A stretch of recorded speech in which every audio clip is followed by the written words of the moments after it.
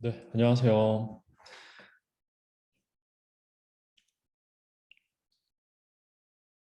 2분 정도 기다렸다가 저희 3분에 시작하도록 하겠습니다.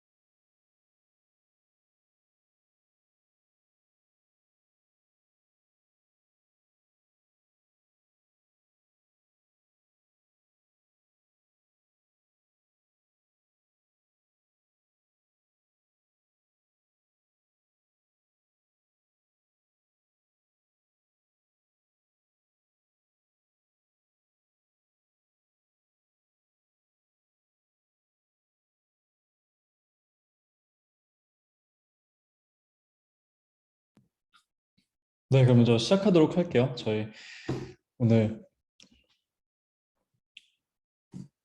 적은 규모로 좀 치밀하게 튜토리얼을 할 수 있을 것 같네요.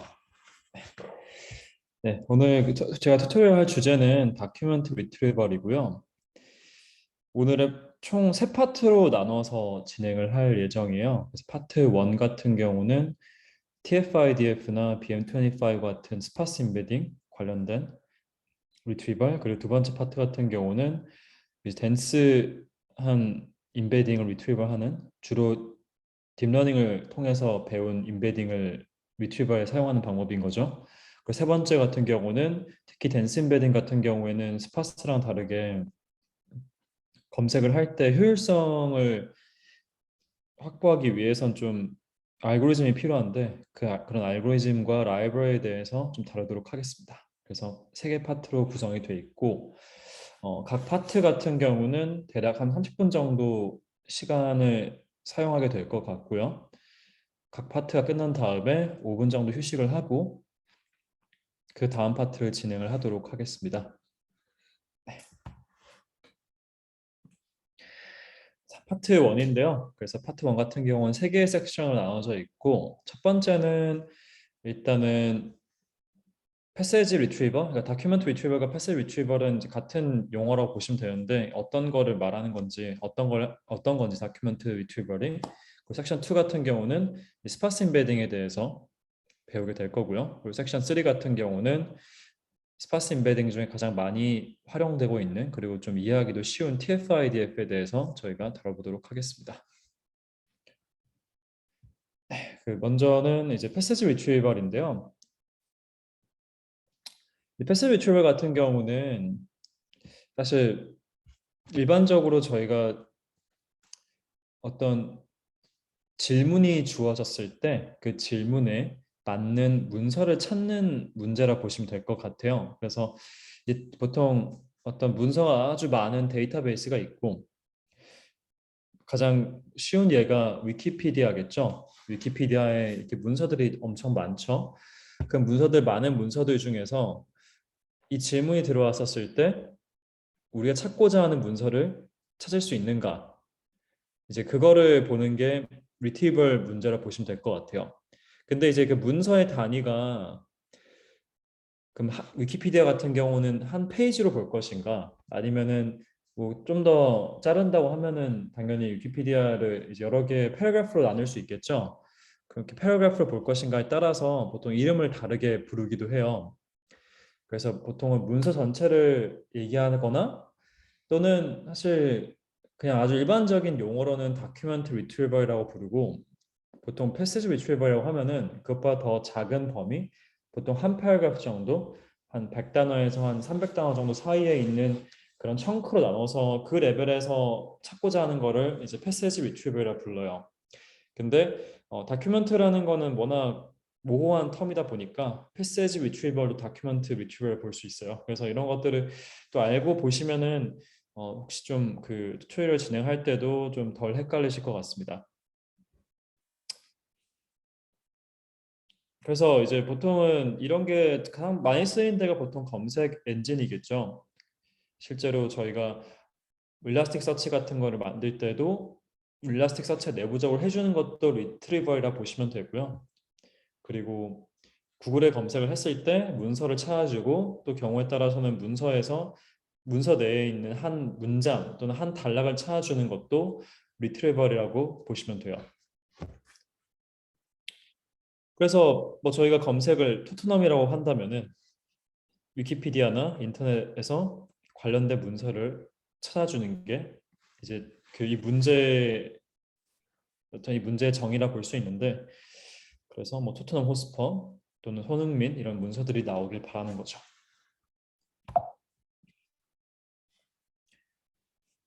사실 이 패스지 리트리버를 얘기할 때 빼놓을 수가 없는 게 question answering과 이제 MRC인데요. 왜냐하면은 보통 저희가 요즘 시대에서의 정보 검색이라 함은 단순하게 문서를 찾는 데서 끝나지가 않죠.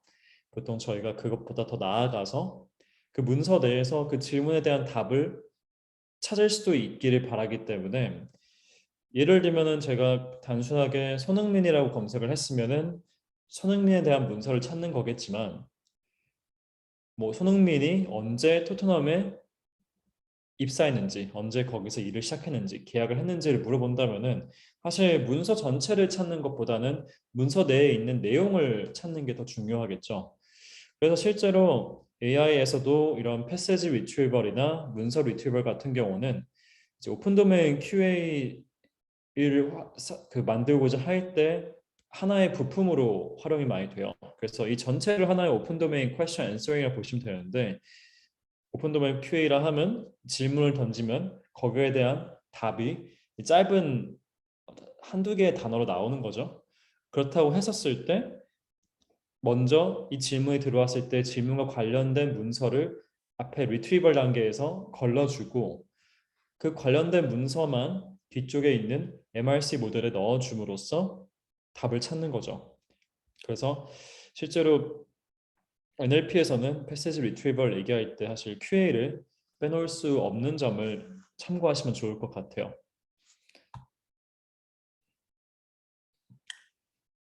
패시지 리트리버를 하는 방법로는 사실 생각보다 그렇게 다양하진 않아요. 사실 거의 한 가지 방법으로 진행이 되는데 어떻게 하는 거냐면은 이제 퀘스천이 들어왔을 때 그 퀘스천에 대응되는 임베딩 스페이스로 매핑을 해줘요.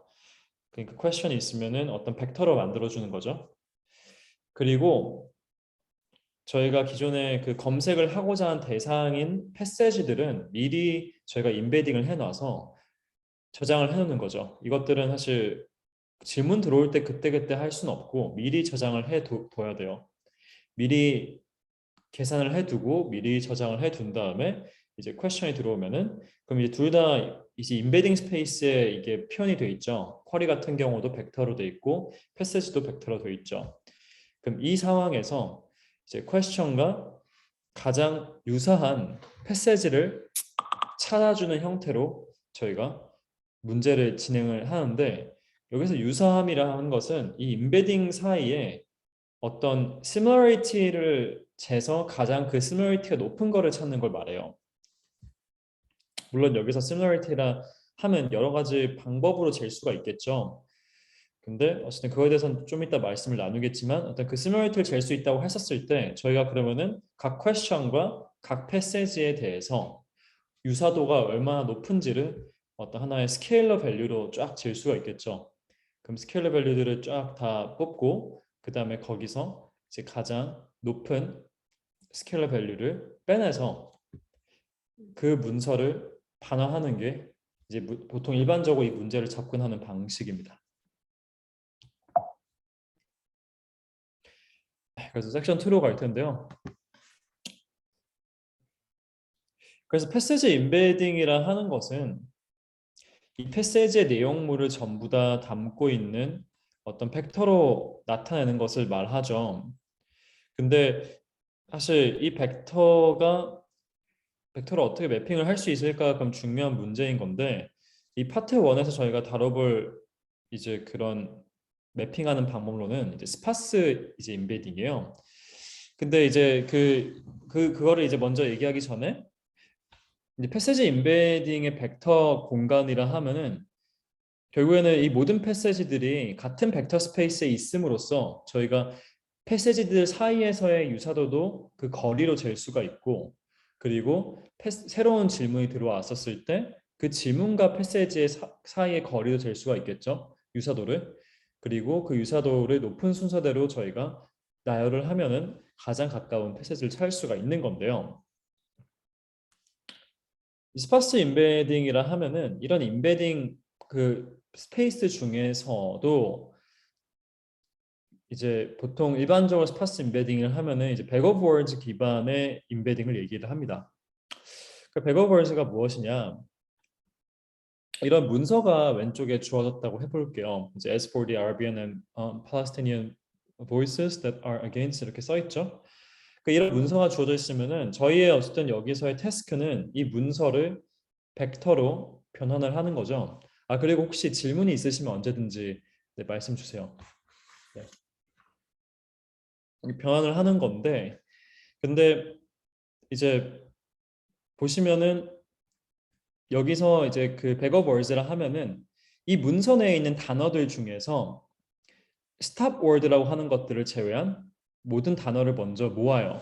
그러니까 파이썬으로 치면은 사실상 set을 만드는 거, set 펑션을 만드는 건데 여기 스탑 월드라 하면은 보통 별로 의미가 없는 단어들을 의미해요. 예를 들면은 as for the 이런 거 같은 경우는 사실 크게 어떤 이 문서의 내용에 도움이 되는 그런 단어는 아니죠. 좀 더 도움이 된다고 할 수 있는 단어는 뭐 아라비안이라든지 팔레스티니안이라든지 voices 근데 that are against the도 그렇게 도움이 되는 단어는 아니고 against는 도움이 될 수도 있죠. 사실 오른쪽에 보시면 against는 들어가 있어요.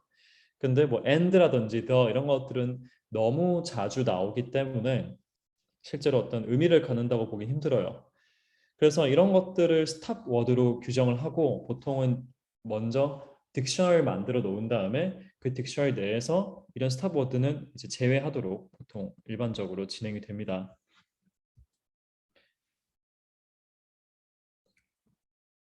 그 다음에 이 단어들을 모은 다음에요. 그래서 이제 이게 왜 백업 월즈라고 불리는지 아시겠죠?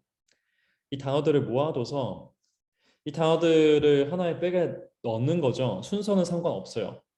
보통은 그리고 몇 번 단어가 등장했는지도 보통 상관하지 않아요. 그 단어가 있는지 없는지만 보는 거예요. 어떤 특정 단어가. 그 다음에 당연히 근데 저희가 벡터로 만들려고 하면은 벡터의 사이즈는 픽스돼 있어야 되겠죠. 이게 왔다 갔다 하면 안 되고 문장이 길어졌다 해가지고 벡터가 커지고 하면은 벡터끼리 비교를 할 수가 없고 하나의 어떤 정해진 벡터 스페이스가 있는 건 아니게 되니까 그래서 그 벡터 스페이스는 여기서 어떻게 정의를 하냐면은 저희가 미리 갖고 있는 어떤 사전에 있는 모든 단어들에 대한 각 단어에 대응되는 디멘션을 만들어요. 예를 들면 저희 사전에 10만 개 단어가 있다고 해볼게요. 그럼 저희가 10만 개짜리 벡터를 만드는 거예요. 10만 개 디멘션에 있는 벡터. 근데 이 벡터의 각 디멘션은 0 아니면 1이에요. 그래서 이제 그 예를 들면은 보캡 사이즈가 지금은 크진 않다고 가정을 했었을 때는 저희가 보캡이 여기서 밑에 있는 example 같은 경우는 it was the best 총 7개의 단어가 있죠. 이 보캡에.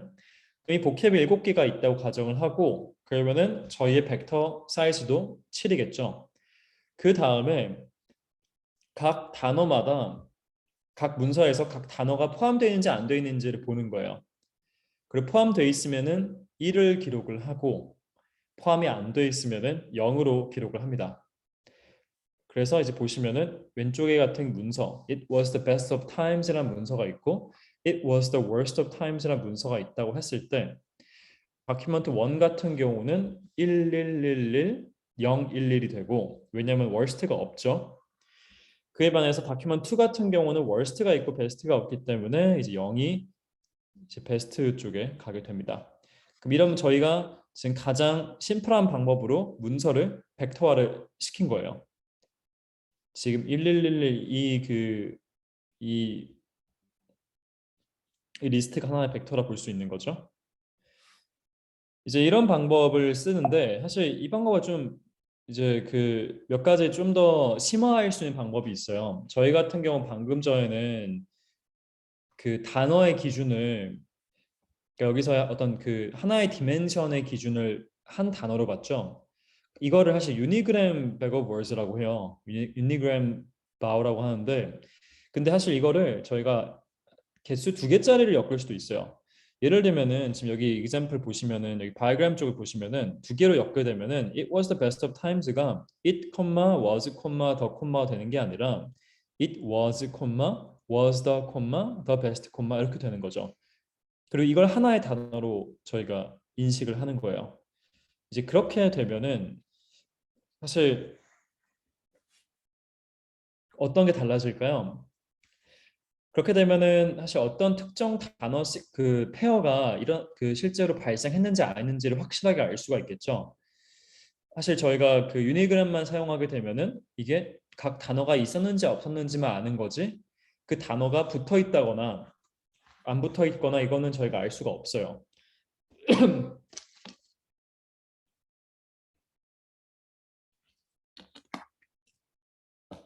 근데 이 바이그램 같은 경우는 저희가 최소한 특정 단어 2개 페어가 실제 문서 내에 존재했는지는 알 수가 있는 거죠. 그 다음에 이제 이 값을 마찬가지로 저희가 0, 1 이렇게 줄 수가 있는데 이렇게 주면은 이제 백업 월즈인 거죠. 근데 사실 보통 백업 월즈 같은 경우는 있냐 없냐로만 봐가지고 0, 1로 보통 하는 경우는 드물고 실제로는 조금 더 그 많이 사용하는 것은 TF-IDF라고 하는 각 단어가 갖고 있는 어떤 중요성을 보는 방식으로 이제 보통 많이 사용을 합니다. 그래서 그거에 대해서 저희가 알아볼 텐데 근데 이제 그 전에 이제 좀 저희가 그 엔그램에 대해서 좀 특징에 대해서 알아볼 필요가 있어요. 사실 아까 말씀드렸던 것처럼 이 벡터의 디멘션의 개수는 사실 텀의 개수랑 동일해요. 그러니까 유니크한 텀의 개수. 그러니까 유니그램 같은 경우는 그렇기 때문에 저희의 사전과 동일한 크기를 가지겠죠. 근데 바이그램 같은 경우는 어떨까요? 바이그램 같은 경우는 최대 사전의 크기의 제곱이 되겠죠. 물론 실제로 그 중에서 실제 발생하지 않는 페어는 많겠지만 그래도 upper bound 같은 경우는 결국에 사전의 크기의 제곱이 돼요. 그럼 사전의 크기가 10만이라고 가정을 하면 그럼 제곱이 얼마죠? 10만 곱하기 10만이면은 100억이 되죠. 갑자기 인베딩의 크기가 엄청나게 커진 거예요. 근데 사실 n이라는 게 2일 수도 있고 그러니까 n이 2일 때를 2g 또는 바이그램이라 하거든요. 그럼 n이 3일 때는 보통 3g 또는 트라이그램이라고 하는데 3이면은 100억 곱하기 10만이 되겠죠. 그러면은 이제 그게 이제 경단위가 되겠죠. 일경.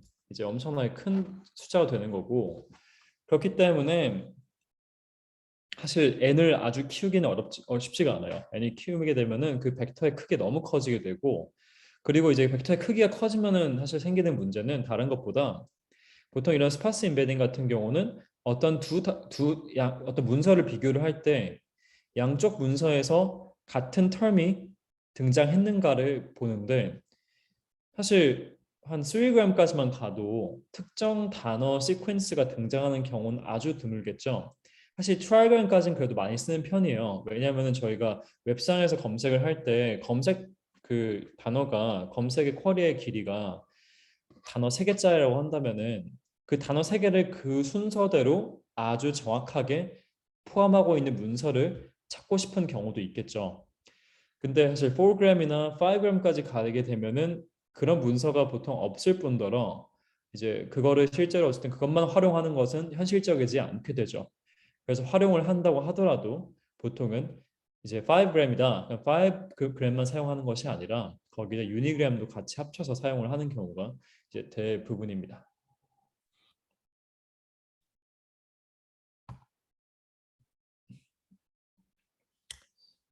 그리고 이제 그 아까 말씀드렸던 어떤 텀이 존재하는지 안 하는지를 여부로 저희가 이제 0이나 1을 부여를 하는 것이 잘 안 쓰인다고 했는데 사실 이제 이게 그게 잘 안 쓰인다는 그 관점이 두 가지가 있어요. 하나는 일단은 뭐냐면은 이 결국에는 단어 하나가 실제로 있냐 없냐를 사실은 보는 거기 때문에 만약에 문서 두 개가 같은 의미를 전달을 하지만 그 다른 같은 의미를 전달하지만 다른 단어를 사용을 했다면은 두 개가 매칭이 잘 안 되겠죠.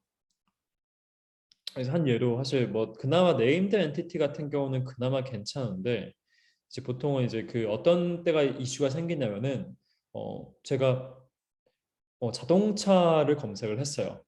근데 실제 문서는 자동차라는 단어를 쓰질 않고 차량 또는 뭐 오토 이런 용어를 쓴다면은 사람은 이 두 개가 똑같은 의미라는 걸 잘 알잖아요.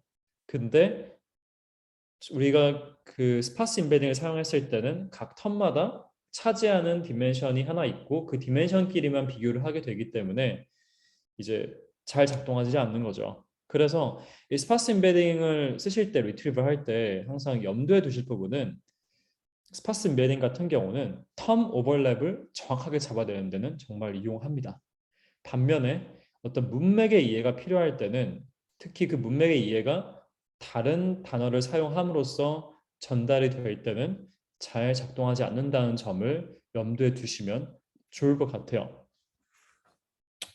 그래서 예를 들면 이거 같은 경우 지금 보시면 What part of Adam did Chadwick discover 이렇게 써 있는데 이 경우는 사실은 괜찮은 게 왜냐하면 저희가 실제로 이 샤드윅이라는 사람을 아주 오탈자 하나 없이 검색을 하고 싶은 것이고 그렇게 했었을 때는 상당히 정확한 정확성을 보일 수도 있고 거기다가 이제 보시면 오른쪽에 문서에 discovered가 써 있는데 물론 discovered랑 discover는 다른 그 철자긴 하지만 보통 이런 건 또 여러 가지 그런 후처를 통해서 뒤에 ed를 빼내서 루트 단어로 해주는 경우도 꽤 있어요. 그러면 이것도 작동을 하긴 하겠죠.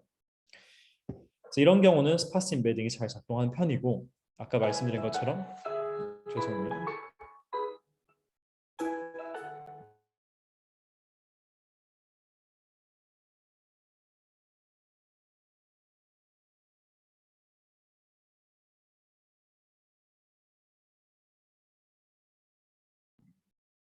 네, 전화 와가지고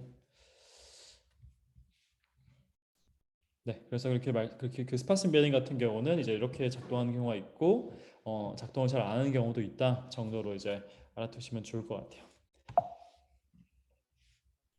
그래서 저희가 스파스 임베딩 중에서 가장 많이 쓰이는 TF-IDF에 대해서 알아볼 건데요. 그 TF-IDF 같은 경우는 사실 아까 0, 1, 0, 1이 잘 안 쓰인다고 했던 두 번째 이유에 사실 해당하고요. 그 이유는 바로 아무리 우리가 그 스탑 워드를 없앤다고 하더라도 한계가 있죠. 그리고 각 단어의 그 중요성은 그 문서 내에서 사실 항상 다를 거예요. 아까 뭐 스타버드를 봤을 때는 사실 스타버드가 갖고 있는 어떤 정보량은 거의 0에 수렴을 하죠. 스타버드는 사실 뭐 있으나 마나한 그런 정보의 차원에서는 단어들인 거고 근데 스탑 워드가 아니라 하더라도 예를 들면은 사실 여기서 뭐 타임즈 이런 단어들은 비교적 여기에 대한 정보가 크지가 않겠죠. 이 문서 내에서 이 문서 내에서 조금 더 정보가 아마 크다고 할 수 있는 거는 뭐 베스트나 월스트가 좀 더 그 정보량이 많다고 볼 수가 있고 이제 그래서 그럼 우리가 원하는 거는 여기다 1을 주는 것이 아니라 여기다가 조금 더 높은 웨이트를 줘서 이 베스트라는 단어가 다른 단어에 비해 조금 더 가중치가 높게 계산이 되기를 이제 바라는 거죠.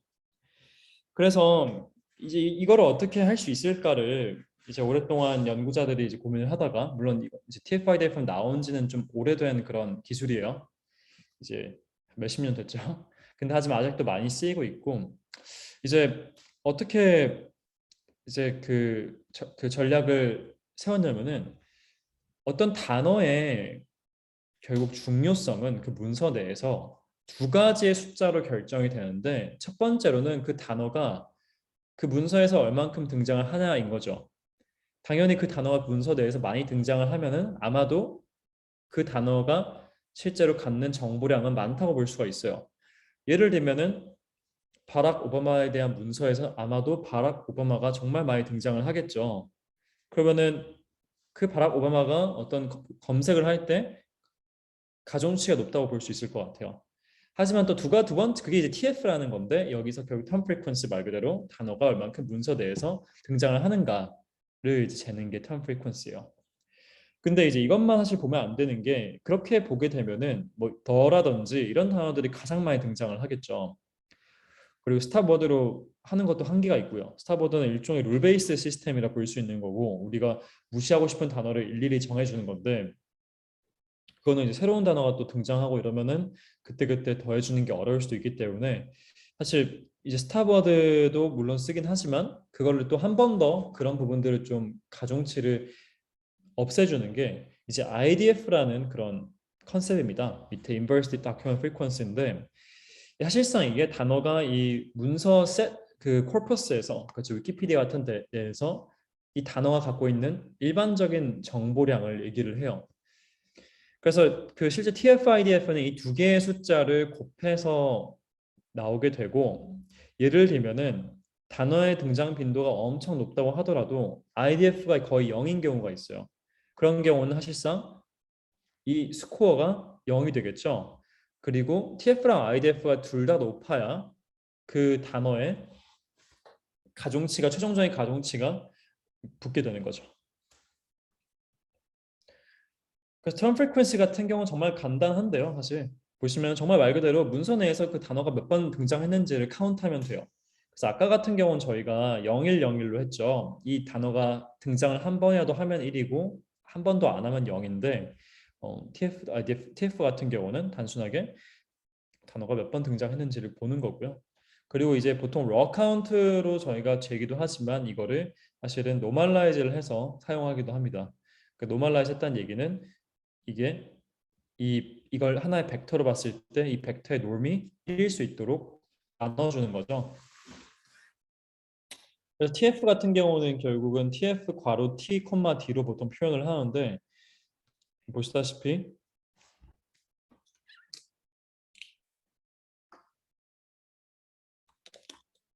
T 같은 경우는 특정 텀이고 D는 다큐먼트죠. 그래서 이 T가 이 term T가 다큐멘터 내에서 몇 번 등장했는지를 재주는 그런 함수라고 보시면 될 것 같아요. 이제 IDF가 조금 까다로운데요. IDF를 그 나타내는 어떤 의미는 이 단어가 제공하는 정보의 양인데 이 단어가 제공하는 정보의 양을 정의하는 방식이 좀 재밌어요. 이걸 어떻게 정의를 하냐면은 어떤 단어가 정말 이 문서 내에서 중요하다고 한다면은 그 단어는 다른 문서에서 많이 나타나면 안 된다는 가정을 해요. 어떻게 보면 당연하죠. 저희가 모든 문서에 있는 단어는 사실상 그 단어가 갖고 있는 가치가 없다고 볼 수 있겠죠. 뭐 항상 그렇지 않겠지만 일반적으로 저희가 보통 일반적으로도 정말 흔한 거는 가치가 없다고 하니까 그럼 어떤 단어가 가치가 있다고 했을 때는 그 단어가 실제로 그 단어가 포함된 단어가 존재하는 문서의 숫자가 적어야 되는 거죠. 그래서 이제 df라는 그 함수를 여기서 이제 정의를 하는데 이거는 뭐냐면은 결국에는 그 이 어떤 특정한 텀이 등장하는 다큐멘트 개수예요. 물론 여기서 다큐멘트 전체 다큐멘트는 주어졌다고 가정을 하는 거고 그럼 저희가 문서가 10,000개가 있다고 한다면은 그 문서 내에서 뭐 예를 들면 빅이라는 단어가 500개 있다. 그러면은 500 나누기 만이 되는 거죠. 또는 만분의 500이 돼서 5%가 되겠죠. 그러면은 0.05가 되는 거예요. DF가.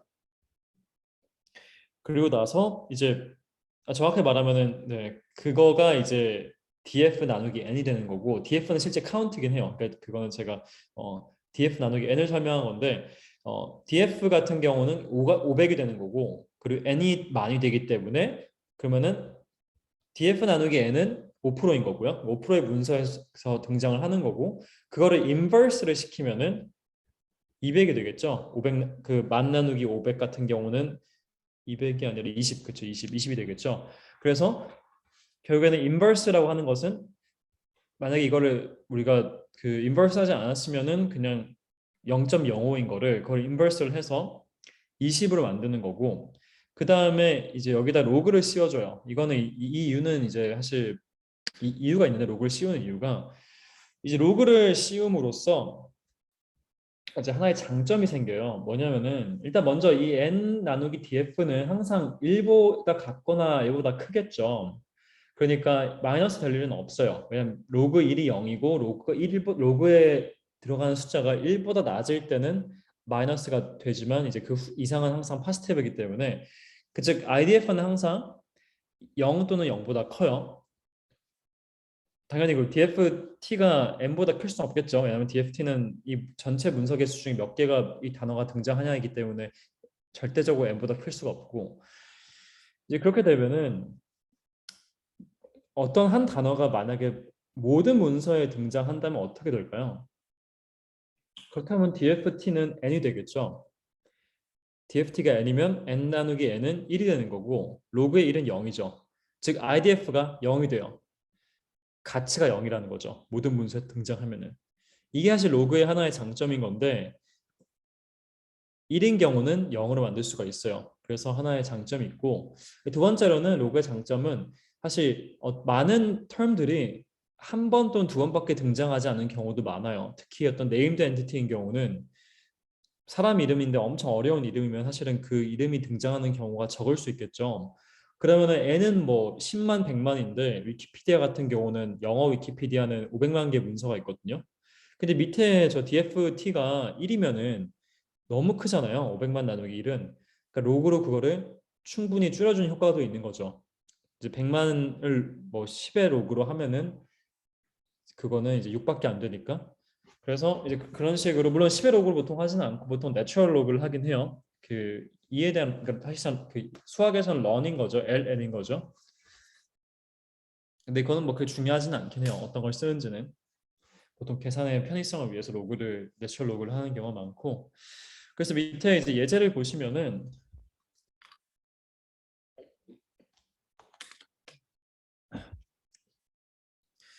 이제 example들이 나오죠. 보시면은 그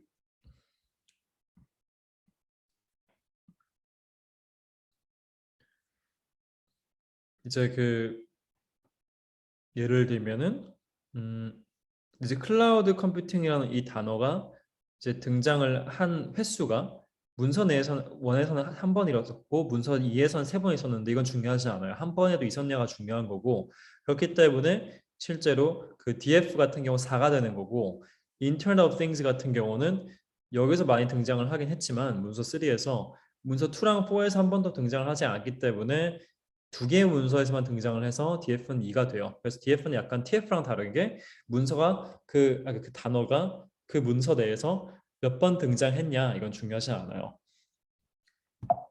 자, 그럼 이제 저희 두 개를 다 어떻게 계산을 하는지 알았죠? 그럼 TF-IDF는 간단해요. 사실 이 두 개를 곱하면 됩니다.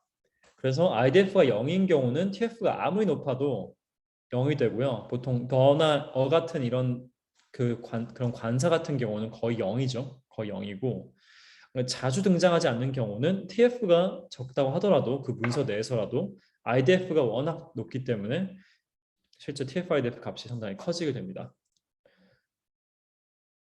그래서 이거 같은 경우는 사실 넘어가도록 하고요.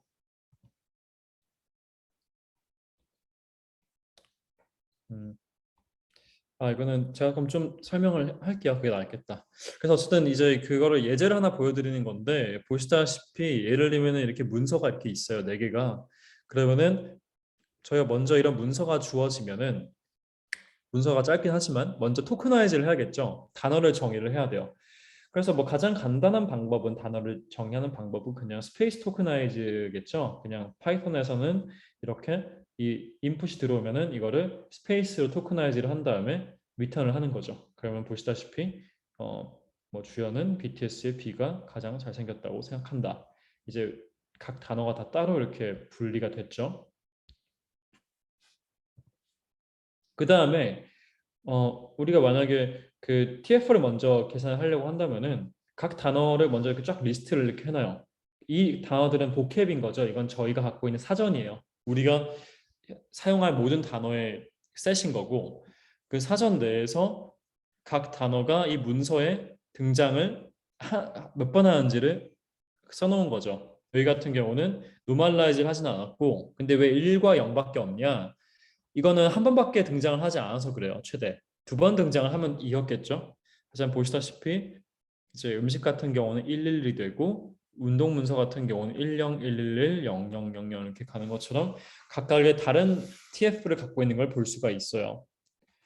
이제 그 다음에 IDF를 계산을 해야 되는데 이제 IDF 같은 경우 사실은 보시다시피 IDF는 항상 펑션이 T에 대한 펑션이에요. 문서에 대한 펑션이 아니기 때문에 문서마다 IDF는 다 똑같아요. 그러니까 문서가 달라도 지금 IDF는 텀에 대한 거기 때문에 다 똑같죠. 이에 비해서 TF 같은 경우는 T랑 D가 둘 다 들어가기 때문에 문서와 단어가 달라지면은 텀이 달라지면 값이 다 달라지죠. 그래서 IDF 같은 경우는 0, 이 0이죠 전부 다. 왜냐면은 이 주연이라는 단어는 모든 문서에서 등장을 했기 때문에 그리고 어떤 문서들은 정말 등장을 많이 안 해가지고 1.39가 되는 거고 좋아한다 같은 경우는 하나 빼고 전부 다 등장을 했기 때문에 0.29가 되는 거죠. 그래서 이렇게 테이블을 만든 다음에 이 두 개를 이제 그냥 각 셀마다 곱해주면 돼요. 그러면 TF-IDF가 이제 나타납니다. 물론 이거는 이제 하나하나의 숫자가 TF-IDF인 건 아니고 이제 TF-IDF 벡터라고 보통 하는 것은 이렇게 곱해준 다음에 이 가로 이 벡터 있죠. 0.0부터 1.39, 0.29 쭉 해서 여기까지 간 게 이게 음식의 벡터예요. 그리고 운동 같은 경우는 이 두 번째 로우의 벡터가 되는 거죠. 이제 그 다음에는 저희가 이거에 대한 유사도를 어떻게 구하냐면은 TF-IDF 같은 경우는 단순하게 사실 이 두 개를 inner product를 계산을 해요. 그리고 많은 경우는 inner product 계산한 다음에 normalize를 해요. 즉 코사인 시뮬레이트를 계산을 하는 거죠. 그 다음에 그거 중 가장 높은 문서를 찾으시면 됩니다. 이 숫자가. 그래서 이렇게 보시면은 이제 사실상 스코어는 그 질문이 들어오면은 그 질문에 대한 TF-IDF 벡터가 있고 그 질문에 이제 대응되는 문서 셋이 있겠죠. 그 문서들을 하나하나 다 보면서 그 문서의 벡터와 이 질문의 벡터를 곱해주는 거죠. 근데 여기서 곱해준다 하는 것은 사실상 질문 내에 있는 term들을 다 그 룹하면서 그 term들에 대한 문서의 TF-IDF 스코어를 본다고 볼 수 있겠죠. 그렇죠? inner product를 하는 거기 때문에 그 다음에 그 곱셈을 한 스코어를 구하고 이제 가장 높은 점수를 가지는 문서를 찾으면 이 리트리버의 프로세스가 이제 끝나게 됩니다. 그래서 이거를 실제로 구현해 볼 수가 있는데 예를 들면 저희가 GD가 주연은 BTS의 누구를 가장 잘생겼다고 생각한다라고 한다면 어 이제 그 쿼리를 똑같이 벡터화를 시킨 다음에 그 다음에 보시다시피 그 이 벡터와 각각의 문서에 대한 벡터를 이너 프로덕트하고 그 스코어를 잰 다음에 그 스코어에서 가장 높은 스코어를 도출한 문서를 가져오면 되는 거죠. 이제 TF-IDF 마치 그 파트 1을 마치기 전에 이제 BM25에 대해서 간단하게 좀 말씀을 드리려고 하는데요. 사실 TF-IDF가 보시다시피 그래도 좀 정의 자체가 상당히 직관적이고 비교적 간단하다고 볼 수 있을 것 같아요.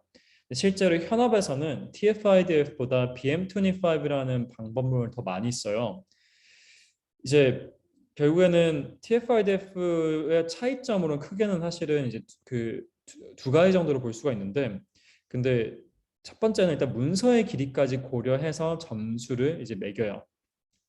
그러니까 이제 문서가 길면은 긴 거를 어떻게 좀 핸들을 하는 거죠. 밑에 보시다시피 이제 문서 길이가 그 펑션 내에 들어가 있고 그 두 번째 같은 경우는 TF 값의 한계를 지정해 두어 가지고 이제 일정한 범위를 유지하도록 하는 경우도 이제 많습니다.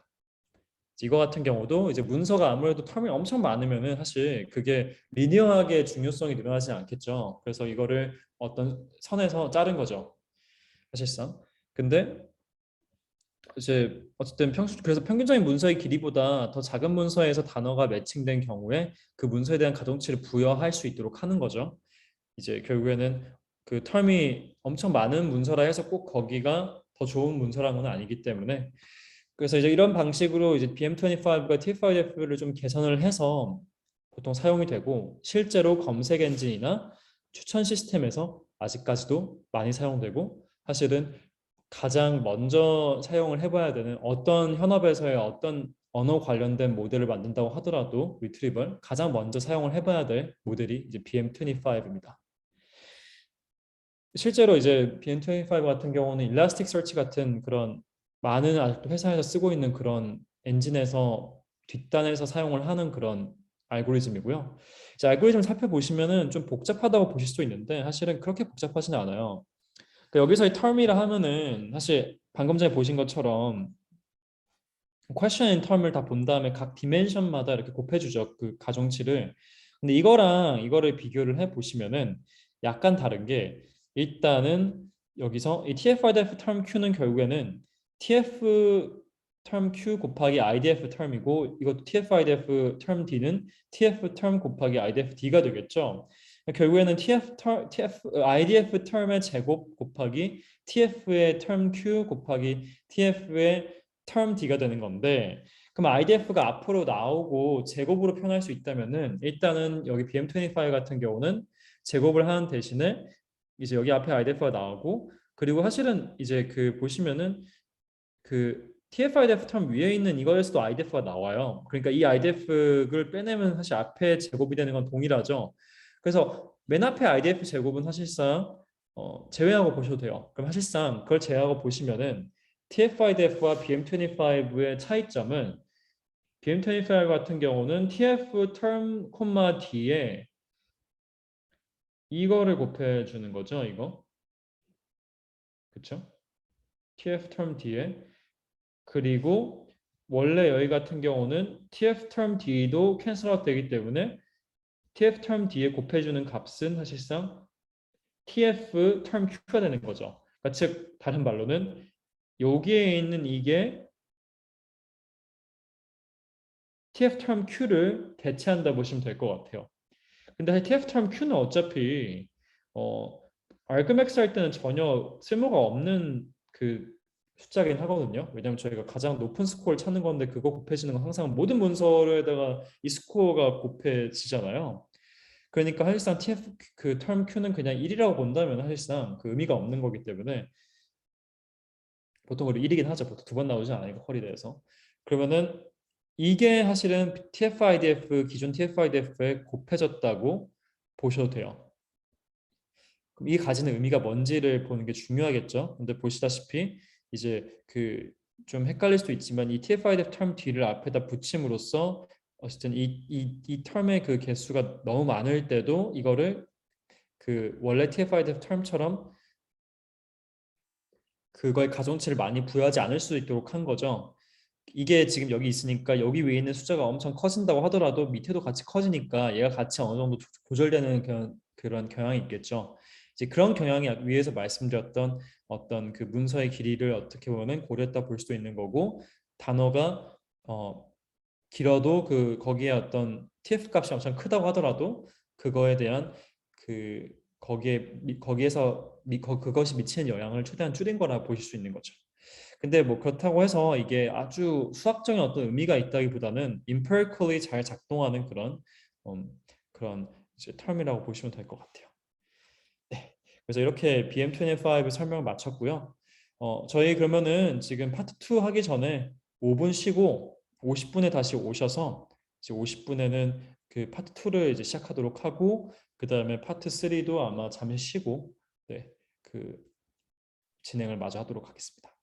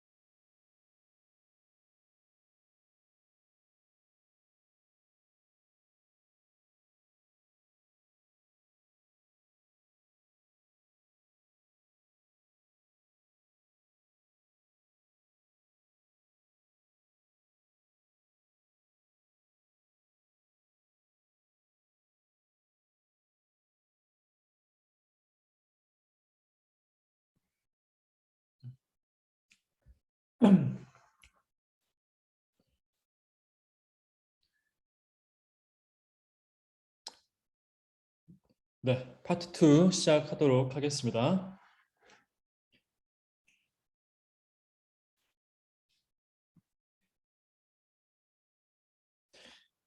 잠시 아까 말씀 나눴던 거를 이제 빠르게 좀 리캡을 해보자면, 이제 패세지 임베딩이라 하는 것은 이제 구절의 특징들을 나타내는 벡터로 표현하는 것이라고 이제 말씀을 드렸죠.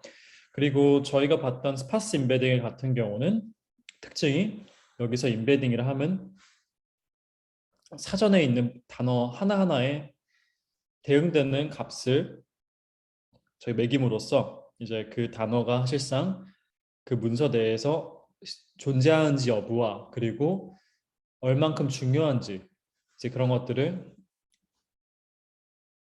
이제 계산하는 방식으로 저희가 이제 임베딩을 만들었죠. 근데 이제 그런 방법의 한계점도 있다고 말씀을 드렸어요. 근데 어쨌든 이제 그 한계점이라 하면, 결국에는 이렇게 만드는 것은 TF-IDF를 사용을 하거나 어쨌든 그 백어워즈를 사용을 하거나, 결국에는 그 단어 기반으로 각 단어의 정보량을 나타내는 방법인 건데, 근데 이제 그렇다 보니까 이제 문서 그 벡터 내에서 사실 0이 아닌 숫자가 드물겠죠. 왜냐하면 저희 같은 경우 지금 보시면 사전이 뭐 10만 단어, 20만 단어 이럴 텐데, 문서 내에서 단어의 개수는 문서 같은 경우 길다 해도 사실 몇만 단어일 거고, 그 몇만 단어에서 유니크한 단어 개수로 본다면 몇천 단어의 수준이겠죠. 그리고 문서의 단위를 이제 큰 이런 긴 문서가 아니라 하나의 패러그래프, 패세지로 본다면 100개, 200개 단어인데, 거기서 이제 0이 아닌 그것 단어들, 그 0이 아닌 디멘션들은 사실 100개 수준이겠죠. 그렇죠? 그렇기 때문에 이 벡터의 그 성격이 아주 스파르스하게 됩니다. 즉 0이 아닌 게 별로 없다는 거죠. 그래서 이거를 보통 일반적으로 스파스의 정의를 하는데요. 스파스라 하면 대부분이 0이고 0이 아닌 것들이 별로 없다라고 보시면 될 것 같아요. 그래서 이제 그러다 보니까 사실 스파스 임베딩이라는 용어가 물론 뭐 그게 차원의 수가 크다는 의미랑 동의어는 아니에요. 그러니까 즉 스파스 하다고 해서 꼭 차원의 수가 큰 것은 아니고, 예를 들면 뭐 차원의 수가 500인데 그 500 차원 중에서 한 10개 정도만 0이 아니고 뭐 490개가 0이다. 이러면 스파스한 거거든요. 덴스 같은 경우 전부가 꽉 차 있으면 덴스겠죠. 그래서 사실 스파스라는 것은 사실은 차원의 수가 크다라는 것 동의는 아닌데, 스파스 인베딩 같은 경우는 아까 말씀드린 것처럼 거의 대부분의 경우는 어떤 이제 백오브 월즈 같은 그런 단어 기반으로 각 단어에 대응되는 디멘션을 이제 보통 스파스의 인베딩에 정의를 해요. 그러다 보니까 이제 차원의 수가 보통은 이제 그 커질 수밖에 없죠. 그 보통은 단어의 개수가 10만 개 단위 이렇게 되는 경우가 많다 보니까. 그리고 이제 그렇다고 한다면은 사실 저희가 그 스파스를 좀 비효율적으로 보는 이유는, 대부분의 요소가 이제 0으로 구성되어 있어가지고 사실 비효율적이라는 거죠. 사실 여기에는 아무런 정보가 담겨 있지가 않아요.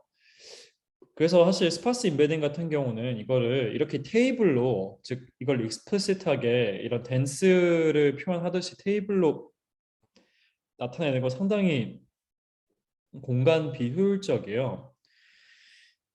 실제로 어쨌든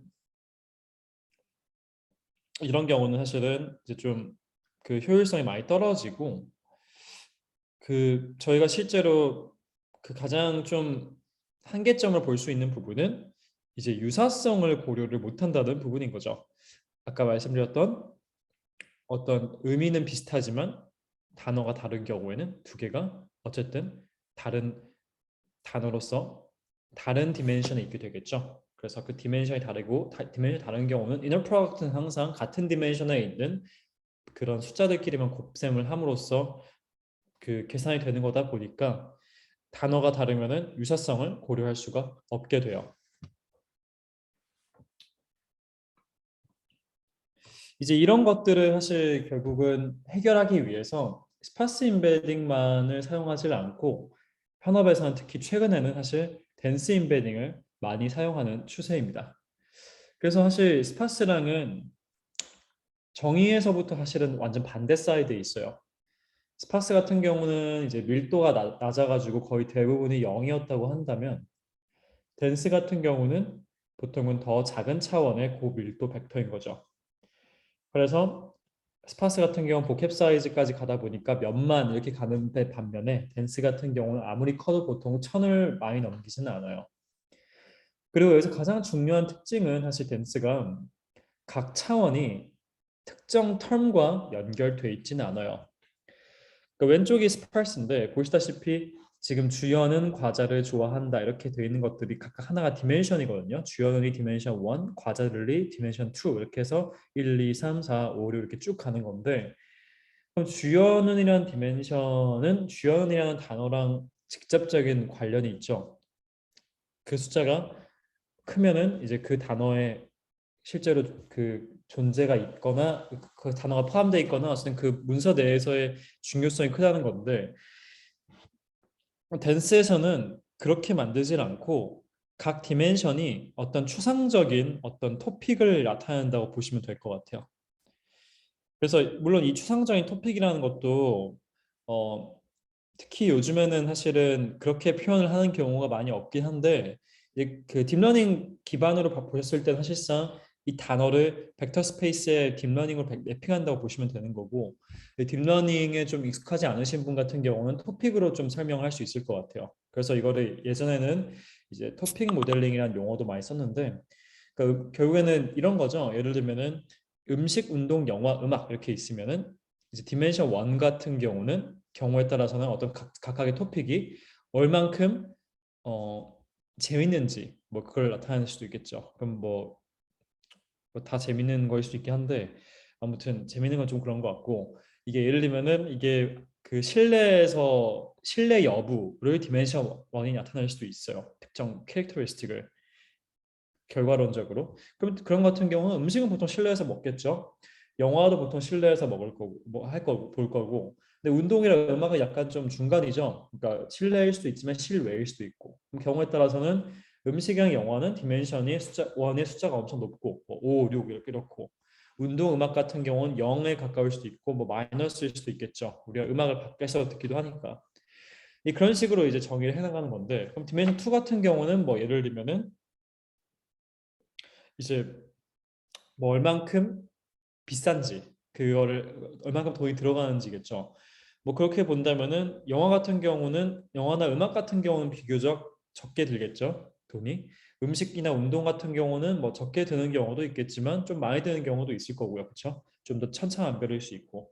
이제 그러다 보니까 뭐 그러면 디멘션 2가 얼만큼 비용이 들어가는지라고 한다면은 음식이랑 운동은 엄청 크게 책정이 되고 영화랑 음악은 좀 작게 책정이 되는 이런 식으로 이제 그 각각의 어떤 그 문서를 모델링을 하는 거예요. 근데 다만 당연히 이런 추상적인 토픽을 정해주고 그거에 대한 숫자를 매기는 것은 사실상 불가능해요. 그걸 사람이 하는 건 사실은 힘들기도 하고 사실은 현실적이지가 않겠죠. 그래서 이런 추상적인 개념으로 볼 수 있다인 거지 실제로는 이제 그 모델이 알아서 이런 추상적인 개념들을 이제 배우는 거죠. 그래서 이제 이런 것들을 저희가 사실은 할 수 있게 되면은 스파스랑 댄스의 어떤 장단점은 명확해지는데 아까 몇 번 얘기했던 것들이긴 하지만 스파스 같은 경우는 단어가 다르면은 사실 절대로 찾을 수가 없어요. 해당 문서를. 이제 그의 반면에 댄스 같은 경우는 예를 들면은 뭐 질문이 Who is the bad guy in Lord of the Rings였고 문서가 실제로 관련된 그 단어는 villain이었어요. Portraying the villain Sauron in the Lord of the Rings. 근데 이거를 우리가 스파르스로 접근했으면 두 개가 같은지를 알 수가 없었을 텐데 예를 들면 그런 토픽 디멘션 중 하나가 디멘션이 그 문서 내에 어떤 bad guy가 배드한 어떤 배드한 빌런이 있는지 없는지에 대한 여부를 나타내는 그런 토픽이 됐다면은 그렇다면은 퀘스천도 그렇고 문서도 그렇고 그 디멘션이 엄청 숫자가 컸겠죠. 이제 그렇게 되면은 이 댄스 임베딩은 아마 리트리버를 잘 할 수 있었을 거예요. 이제 그런 것처럼 이제 댄스 같은 경우는 스파스에 비해서 이렇게 좀 절대적인 이점을 갖고 있습니다.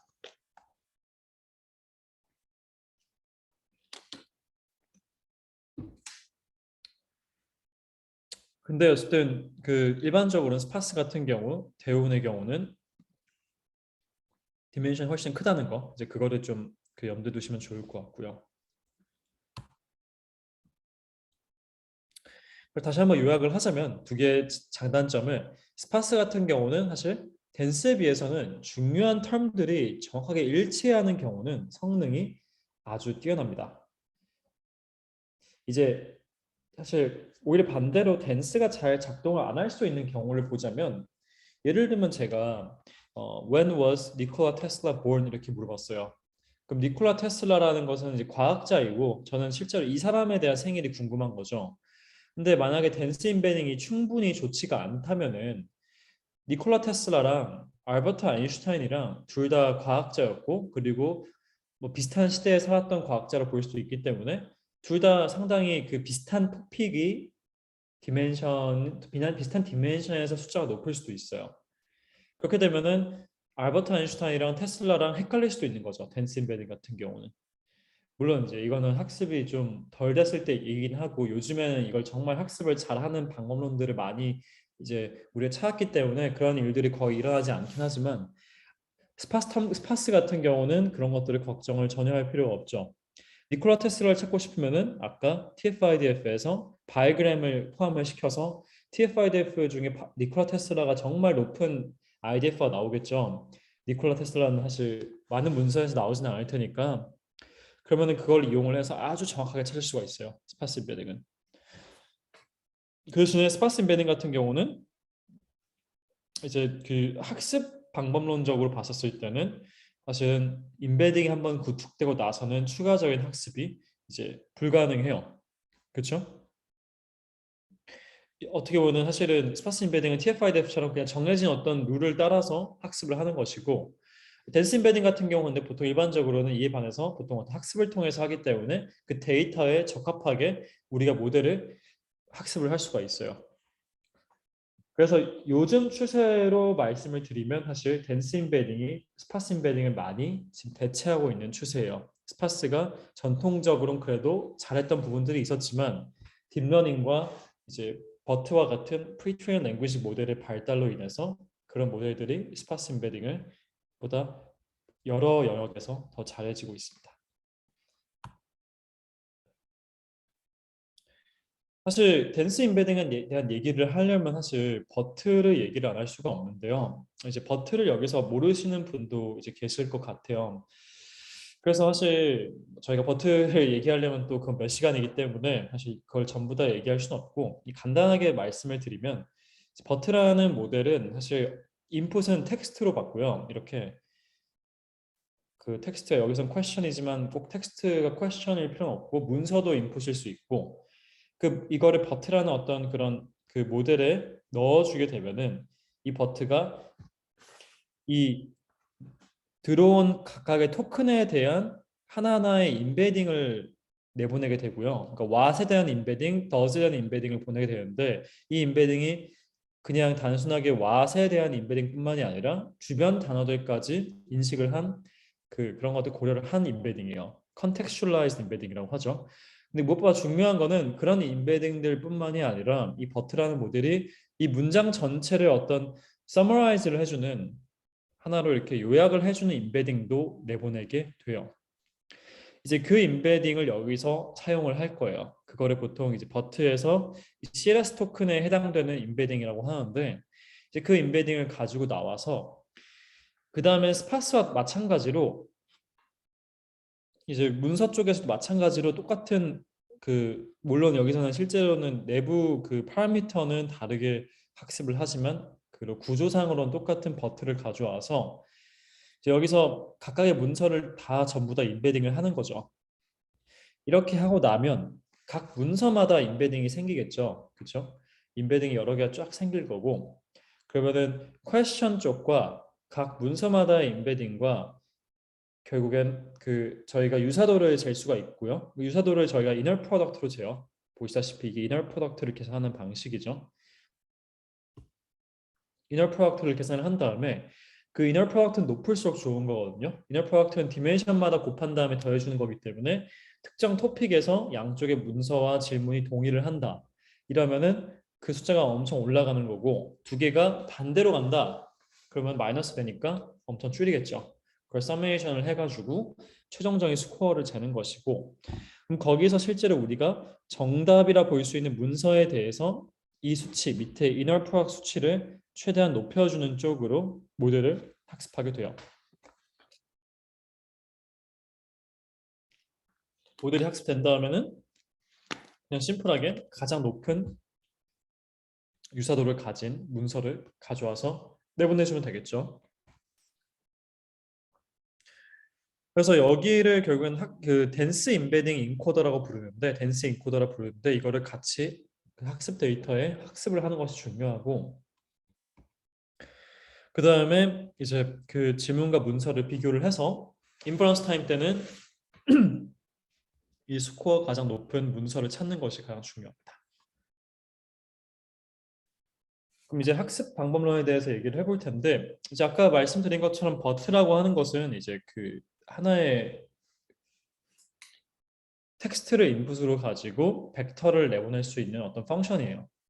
근데 버트뿐만 아니라 사실 그 외에 다양한 프리트레인 랭귀지 모델, 흔히 이제 PLM이라 부르는데 것들이 존재를 하고 그 이런 것들 사실 버트뿐만 아니라 다른 그런 펑션도 활용을 할 수가 있어요.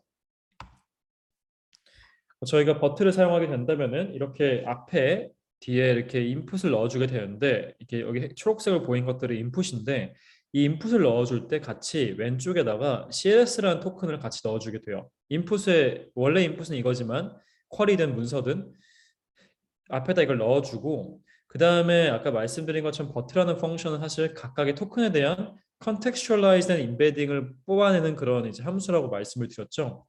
그러면은 그 contextualized embedding을 뽑아냈었을 때 우리가 지금 보고 싶은 거는 이 CLS에 해당되는 embedding이에요. 그렇게 한 다음에 어,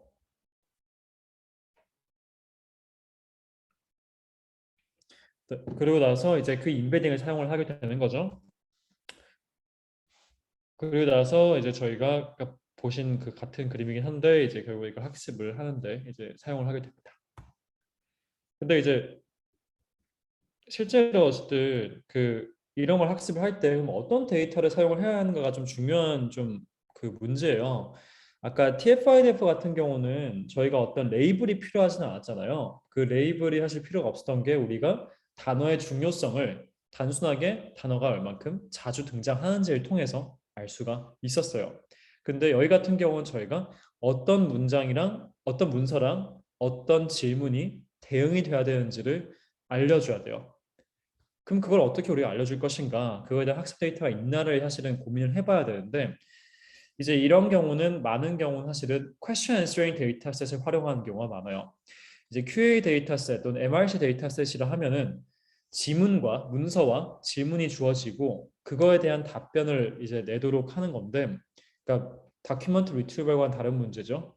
하지만 이 질문이 이 문서와 대응된다는 걸 알고 있잖아요. 그리고 아마도 이 질문이 다른 문서랑은 대응이 안 되겠죠. 물론 대응될 수도 있겠지만 대응이 안 된다고 가정을 하는 거죠. 이제 이런 걸 보통 일반적으로 이제 디스턴스 프로비전이라고 하는데 그렇게 해서 그러면 여러 개가 대응 안 되는 문서들이 있고 대응되는 문서들이 있다고 한다면 저희가 학습을 할 때는 대응되는 문서의 유사도가 대응 안 되는 문서의 유사도보다 높도록 모델의 로스를 학습하는 거죠. 그쪽을 그라디언트를 계산을 해가지고 모델을 업데이트를 하게 됩니다. 그래서 보통 기존의 MRC 데이터셋을 활용하는 경우가 많다. 이 점을 기억해 두시면 좋을 것 같고요. 실제로 그럼 저희가 학습을 할 때는 그 어떻게 그 학습을 하냐? 그러니까 아까 말씀드렸던 것처럼 유사한 그 문서랑 질문, 즉 대응되는 문서 질문 페어 같은 경우는 두 개의 그 벡터 간의 거리가 사실상 가까워지는 쪽으로 이제 학습을 한다 보시면 되고 그냥 네게티브 example들은 사실 랜덤리 뽑아도 되긴 하는데 아무런 다른 문서 같은 경우는 다 네게티브 example이겠죠. 이런 문서들이랑은 최대한 멀어져야 되는 거죠. 근데 이제 하나 또 좀 중요한 거는 여기서 가깝다, 멀다 하는 건 사실은 inner product space가 아니라 L2예요. L2라는 유클리디언 디스턴스인 건데 그러면 좀 이제 헷갈리실 수 있을 거예요. 뭐 지금까지는 inner product 얘기하고 있었는데 갑자기 왜 L2냐? 이제 요점만 말씀을 드리면 사실 L2랑 inner product는 사실 상당히 관련도가 깊어요. L2를 L2를 계산하는 그 함수를 좀 익스펜드를 해보면은 inner product에다가 각각 벡터의 놈을 뺀 방식으로 계산하는 거를 볼 수가 있어요. 그러니까 즉 다른 말로는 L2랑 inner product의 수학적인 차이는 inner product만 하냐 아니면 inner product를 했지만 거기다가 그 문서 벡터의 놈을 제해줌으로써 일종의 약간 regularization 해주냐 이렇게 차이를 볼 수 있거든요. 그건 물론 inner product 관점에서의 regularizations이긴 하죠. 그러니까 L2 관점에서는 반대인 거고 L2 관점에서 오히려 반대로 어떤 그런 문서의 그 놈을 오히려 더해줌으로써 이제 문서의 놈이 크면 더 거기에 가산점을 준다는 식을 되는 거고 반대로 그 inner product 관점에서는 L2라 하면 어떤 그런 문서의 벡터를 크기를 넣어줌으로써 문서의 벡터 크기가 놈이 크면은 사실은 좀 페널라이즈를 하는 거죠. IPS는 그런 게 없거든요. IPS는 그냥 방향만 맞으면 높아지는 방식인데 이제 그렇게 두 개의 관계가 있다 보시면 될 것 같고 근데 문서의 인베딩의 크기가 뭐 그렇게 큰 차이가 없다. 서로 그렇다고 한다면 사실상 IP랑 L2는 그래도 똑같지는 않지만 좀 유사한 그런 패턴을 보인다고 보시면 될 것 같아요. 그래서 제가 거리라고 말씀을 드린 거는 좀 그 이해를 돕기 위해서 말씀드린 것이고 실제로 이제 문서 리트리버 할 때는 거의 8, 90%의 경우는 inner product를 씁니다. L2 대신에. 그게 조금 더 실험적으로는 더 성능이 좋다라고 이제 일반적인 빌리프는 그래요. 근데 사실 네게티브 example을 고르는 것이 제가 랜덤하게 하는 것을 말씀을 드리긴 했는데 사실은 조금 더 좋은 방법이 있어요. 랜덤하게 하게 되면은 이제 사람 입장에서 봤을 때도 사람한테 우리가 어떤 문제를 줄 때도 그 질문을 주고 그 질문에 대한 답의 보기가 있는데 하나는 어쨌든 정답일 거고 나머지 세 개가 있을 텐데 그 세 개가 전부 다 말도 안 되는 답이에요. 그러면 정말 맞추기가 쉽잖아요. 그리고 그 학생이 좀 배우는 게 많이 없겠죠. 마찬가지로 모델 입장에서도 이 네게티브 example 즉 그 틀릴 수도 있는 그러니까 우리가 그 거리가 멀어지길 바라는 그 example들이 너무 쉬우면은 사실은 효과가 좀 적어요. 그러니까 즉 그 다른 말로는 정말 좀 어려운 거를 뽑아야 되는데 이제 그게 사실상 뭐 벡터 스페이스 상에서는 이렇게 이미 멀리 있는 거를 가져오지 말고 가까이 있는 것 중에 근처에 있는 것 중에서 패세지 1은 당연히 정답 패세지고 정답이 아닌 것들을 멀어지도록 하는 학습 방법론을 보통을 많이 씁니다. 그리고 어떻게 멀어지게 하냐 이제 물론 뭐 트리플 러스 같은 것도 있지만 보통은 여기서는 소프트맥스를 써가지고 이제 그 간접적으로 이제 멀어지도록 해요. 그럼 어떻게 헷갈리는 걸 뽑을 수 있을까요? 왜냐면 저희가 이거 아직 이게 사실은 이미 존재하지 않는 상황에서 이 패세지를 찾아야 되는 거니까 이거는 사실 결과물인 거죠. 이건 존재하지 않죠. 아직은 저희가 학습하기 전까지는. 물론 학습한 모델을 한번 활용을 해서 거기 위에 다시 한번 모델을 학습하는 것도 가능한데 조금 더 자주 쓰는 방법은 보통 BM25나 TF-IDF 스코어 매칭이 된 문서들, 그러니까 즉 높은 스코어를 가진 문서들인데 그 중에서 답을 포함하고 있지 않은 샘플들, question answering 데이터셋이니까요. 저희가 그 사용하는 게 이것들을 네게티브라고 생각을 하고 보통 활용을 하는 경우가 많습니다. 그래서 이제 이렇게 오브젝트 펑션을 정의를 이제 할 수가 있는 건데 이게 좀 복잡해 보이긴 하지만 사실 상당히 심플한 그 함수고요. 이게 소프트맥스예요. 보시면은 소프트맥스고 보시면은 우리가 파스티브에 대한 페어에 대해서는 이너 프로덕트를 해서 이거에 대해서 익스포넨시에이션을 위해서 해주고 밑에는 그거 플러스 네게티브를 전부 더한 이제 디노미네이터도 소프트맥스 그리고 소프트맥스를 디노미네이터를 다 한 다음에 어쨌든 이거에 대한 그러면은 그 이게 분자이기 때문에 이건 확률 값이겠죠. 우리가 그 정답이라 보는 것에 확률 값을 계산을 하고 로그를 씌우고 네게티브를 씌웠으니까 네게티브 로그 라이클리후드죠. 이게 NLL. 그래서 NLL 오파시티 패스지인 거고 이렇게 이제 보통 학습을 합니다. 그럼 네게티브 개수도 중요한데 보통은 이제 개수가 많으면 많을수록 좀 그래도 도움이 된다라고 일반적으로 알려져 있어요. 물론 특정 수준까지만요. 그래서 보시면은 실제로 이렇게 그 모델을 학습하게 되면은 실제로 BM25보다 많은 경우에 그 retrieval accuracy가 높은 걸 볼 수가 있어요. 이게 파란색이 BM25인데 이제 모델을 정말 잘 학습했을 때는 사실 맨 위에 있는 이 갈색이거든요. 그럼 보시다시피 K개를 가져왔을 때 K개 중에 한 개가 맞는 문서의 그 확률이 맞는 비율이 보시면은 20개를 가져왔을 때 그 중에 맞는 문서가 하나 있을 그 비율이 BM25 같은 경우 60인데 반면에 이제 이런 댄스 임베딩을 활용을 하면은 78까지 올라가는 걸 볼 수가 있죠. 물론 이제 이거는 데이터에만 좀 달라지긴 해요. 데이터가 이제 스파스에 유리한 데이터냐 아니면 조금 더 댄스에 유리한 데이터냐에 따라 달라지고 좀 더 리얼 월드에서는 보통은 댄스에 유리한 데이터, 댄스가 좀 더 유리하긴 한데 뭐 경우에 따라서는 정말로 내가 어떤 단어가 포함되어 있는 그런 문서를 찾는 게 정말 중요하다 한다면은 보통 스파스가 좀 더 유리하겠죠. 이제 그런 경우는 또 이게 뒤바뀌기도 합니다. 그래서 마지막으로 리트리버인데 이제 리트리버 사실 간단해요. 사실 심플하죠. 그 이너 프로덕트를 잰 다음에 그 중에 가장 가까운 거를 그 가장 높은 시뮬리티 스코어를 찾은 그 주는 문서를 가져와서 그거를 내보내주면 됩니다. 그리고 이것들을 아까 이제 초기에 얘기했던 어떤 오픈 도메인 QA에 연결해서 쓴다고 한다면은 문서를 찾은 다음에 이 문서를 그 모델에 넣어서 문서를 찾는 데서 끝나는 것이 아니라 경우에 따라서는 그 문서 내에 특정 답도 그러니까 보통은 한두 단어겠죠. 그 답을 낼 수도 있는 그런데 시스템에 활용될 수도 있습니다.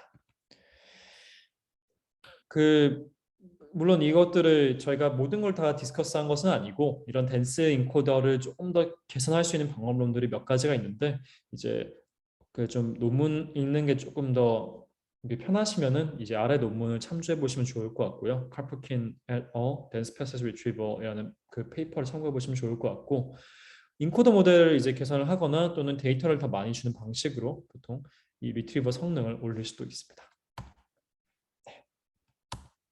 네, 그 파트 2는 여기서 마치도록 하고요. 저희 그러면은 그 5분 휴식하고 나머지 아마 대략 한 30분 좀 안 되는 시간일 것 같긴 한데 한 20분, 25분 정도 될 것 같은데 파트 3를 네, 마저 하고 오늘 튜토리얼 마치도록 하겠습니다. 5분 뒤에 뵐게요.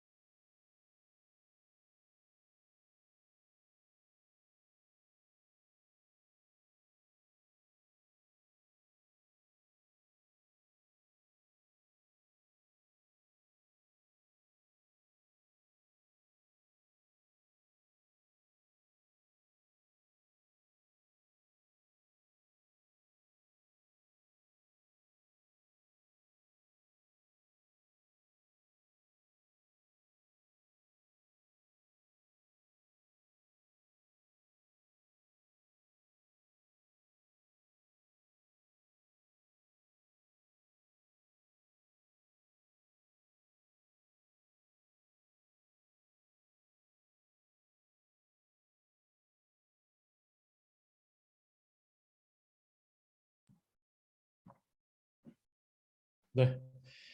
네, 그럼 파트 3 마지막 파트 시작하도록 하겠습니다.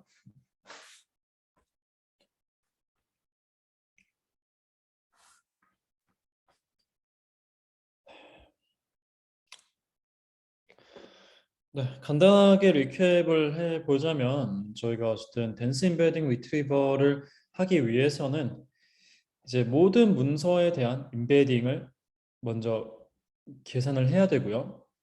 뭐 이건 어떻게 빠르게 할 수 있는 방법이 없죠. 다 일일이 해야 되고 그 다음에 이제는 이게 다 됐다고 했을 때 하나하나 퀘스천이 들어오면은 그 퀘스천에 대해서 쿼리가 들어오면 그 쿼리에 대한 임베딩을 먼저 이제 매핑을 하고요. 그 버트라는 모델을 통해서 그 다음에 이 임베딩과 가장 높은 이너 프로덕트를 갖고 있는 임베딩을 찾은 다음에 그 다음에 그 문서를 이제 반환을 하면 됩니다.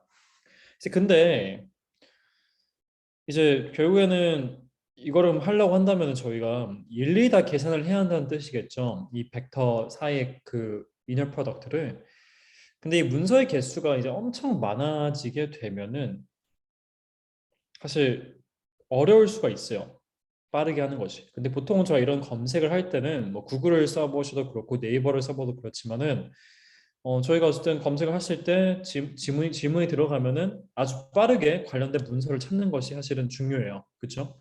근데 이거를 정말 뭐 100만 개, 1000만 개 또는 그 이상의 문서의 개수를 다 일일이 하나씩 비교해 가면서 찾는 건 사실 현실적으로 많은 경우엔 이제 어려울 수밖에 이제 없다는 거죠.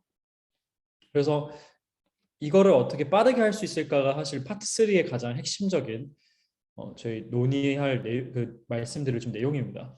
이거를 이제 뭐라고 보통 부르냐면은 이 similarity search라고 불러요. 말 그대로 이제 검색 문제죠. 가장 가까운 걸 찾는 검색 문제고 이제 여기서 서치를 하면은 뭐 문서 검색에서의 서치라기보다는 보통 어떤 그 저희가 보통은 어떤 CS에서 검색을 하는 그 보통 뭐 트리 서치를 한다든지 이런 데서 쓰이는 서치를 말씀을 드리는 거예요. 그래서 이거를 그 특히나 저희는 이너 프로덕트를 지금 재서 가장 높은 걸 찾고 있으니까 이거를 보통은 맥시멈 이너 프로덕트 설치라고 불러요. 그 주어진 질문 벡터 Q에 대해서 이제 패세지 벡터 중에서 가장 질문과 관련된 벡터를 찾는 문제인 거죠. 그래서 보통은 밉스라고도 부르고요. 여기서 이제 관련성은 이제 내적이 가장 큰 것인 거죠. 이 정의에서. 그래서 그 보시다시피 사실 가장 이걸 알그맥스를 할 때 가장 그 챌린징한 부분은 저 BI를 전부 다 이터레이트 하면서 계산을 하는 부분이에요. 그래서 저희가 지난 그 파트 1에서 파트 1과 2에서 사용한 검색 방법은 사실상 brute force search라고 볼 수 있는 거죠. 이게 지금 이건 그 못한 건데 파트 1에서 파트 1과 2에서 사용한 검색 방법은 사실상 하나하나씩 다 계산을 해본 거예요. 이거는 사실 물론 스팟 서치 같은 경우는 좀 다른 방법이긴 해요. 그러니까 파트 1이랑 2는 좀 다르긴 한데 파트 2 같은 경우는 사용한 검색 방법이 이제 브루트 포스 서치라고 볼 수가 있는 건데 이게 결국에는 저장해둔 모든 임베딩에 대해 일일이 내적값을 계산한 거죠. 그리고 가장 큰 패세지를 추출을 한 건데 어, 결국엔 이걸 어떻게 하면 우리가 좀 더 빨리 할 수 있을까? 이제 이거에 대한 좀 고민을 해보는 거예요. 어쨌든 이게 가장 큰 챌린지는 검색해야 될 데이터가 엄청 방대하다는 거고 500만 개 문서 위키피디아 같은 경우는 문서 개수가 아니라 이걸 패세지 단위로 본다면은 뭐 1,400만 개일 수도 있고 몇 천만 개일 수도 있고 경우에 따라서 웹상에 있는 문서의 개수는 최소 수십억 개에서 그쵸? 조 단위까지 갈 수도 있겠죠? 그러니까 더 이상 우리가 모든 문서 임베딩을 하나하나 다 보면서 검색을 하는 것은 이제 불가능할 뿐만 아니라 너무 비싼 거죠. 그래서 이제 시뮬레이터 설치는 결국에는 어떤 걸 하게 해주냐면 이런 서치 엔진을 쓰게 되면은 당연히 그 공짜 점심은 없어요. 저희가 이걸 빨리 하고 싶으면은 뭔가 읽는 게 있는데 여기서 읽는 거라고 하는 것은 사실은 속도를 올림으로써 우리는 메모리와 정확성을 잃게 돼요. 사실 메모리는 그게 중요한 부분은 아닌데 조금 더 중요한 트레이드오프는 속도와 정확성입니다. 사실 가장 정확한 건 당연하게도 브루포스로 모든 걸 다 비교해 봐서 계산을 해보는 거예요. 하지만 이제 이거 같은 경우 당연히 뭐 우리가 지금 검색을 해서 한 몇 년 후에 검색 결과가 나온다면 아무도 그 검색 엔진을 쓰지 않겠죠. 그러니까 사실 속도가 빠른 건 상당히 중요한 요소고요. 그래서 이제 쿼리랑 유사한 벡터를 이제 K에게 찾는데 얼마나 걸리는지는 정말 모든 제품에 중요하고, 근데 그렇게 빠르게 찾으면서도 어느 정도의 정확성을 유지하는 것이 중요한 거죠. 그리고 실제로 이제 이런 걸 만들기 위해서는 저희가 지금 보겠지만 메모리가 많이 필요해요. 좀 더 필요하고, 이 메모리라는 게 단순하게 그 임베딩들을 저장해 놓는 공간뿐만이 아니라 그 임베딩들을 어떻게 좀 잘 관리를 해서 더 빠르게 찾을 수 있도록 해주는 거죠.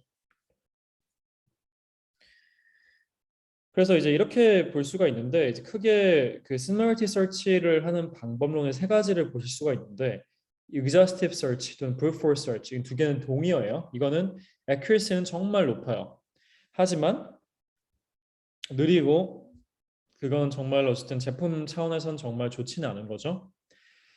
그에 비해서 이제 두 가지 방법론을 오늘 저희가 얘기를 할 텐데, 하나는 프루닝이고 다른 하나는 컴프레션이에요.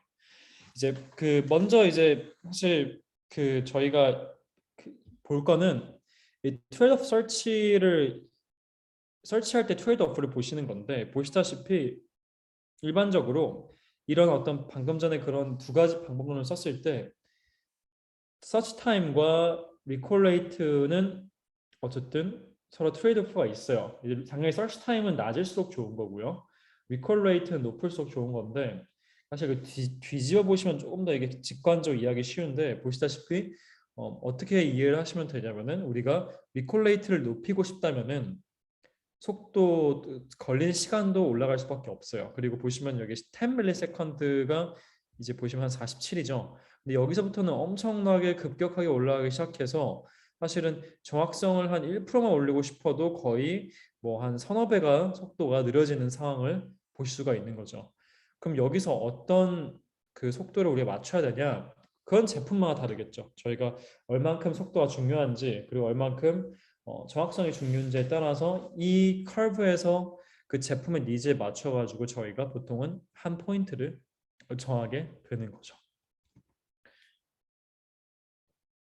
그래서 이제 서치 그 코퍼스의 크기가 이제 커지면 커질수록 사실 탐색 공간이 커지고 이제 검색이 어려워져요. 당연한 얘기겠지만 저장해둘 메모리 스페이스 또한 많이 요구가 되겠죠. 이제 그래서 여기 써 있는 것처럼 스파스 인베딩의 경우 이런 문제가 훨씬 심하다고 되어 있는데, 사실 스파스 같은 경우는 당연히 그 인베딩이 크기 때문에 메모리를 그냥 그대로 저장을 하면 너무 커져요. 그래서 보통은 이제 어떻게 저장을 하냐면은 스파스 같은 경우는 그 핫한 디멘션만 저장을 따로 해요. 즉 넌지로인 것만 따로 저장을 해서, 그 당연히 넌지로인 것만 저장을 하려면 넌지로인 디멘션이 이제 그 디멘션의 넘버도 중요하겠죠. 그게 몇 번째 나오는 넌지로인 건지, 이게 다섯 번째 디멘션이 뭐 4고 열 번째 디멘션이 12고 이렇게 페어로 쫙 저장을 하면은 그래도 완전히 무식하게 완전히 전부 다 0 같은 것도 같이 저장을 하는 것보단 더 효율적으로 저장을 할 수는 있겠죠. 그러면 이제 어떻게 우리가 그러면 이거를 아까 보셨던 exhaustive search를 이제 넘어서서 어떻게 우리가 더 효율적으로 서치를 할 수 있을지를 한번 볼게요. 일단 먼저 볼 거는 컴프레션인데요. 보통 저희가 어떤 벡터라고 하면은 그 벡터는 사실은 이제 플롯 32를 얘기를 해요. 플롯 32는 4바이트죠. 32비트짜리 플롯이기 때문에 4바이트고, 4바이트 숫자 같은 경우는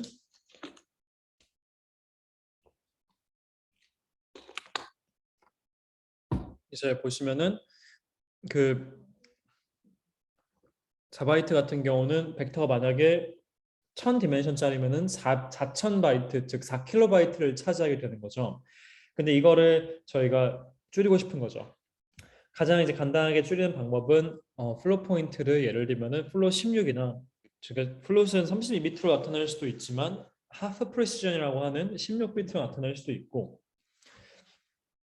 또는 저희가 이거를 1바이트짜리 이제 unsigned integer로 나타낼 수도 있어요. 경우에 따라서 특히나 이게 저희가 그 inner product를 계산을 하는 거기 때문에 이제 unsigned integer로 나타내는 것도 사실 그렇게 그 정확성의 로스가 크지는 않아요. 이거는 일반적인 뉴럴 네트워크랑은 좀 다른데 일반적인 뉴럴 네트워크는 사실 16비트까지는 크게 문제 없이 요즘에 할 수 있어도 1바이트는 아직 못하고 있거든요.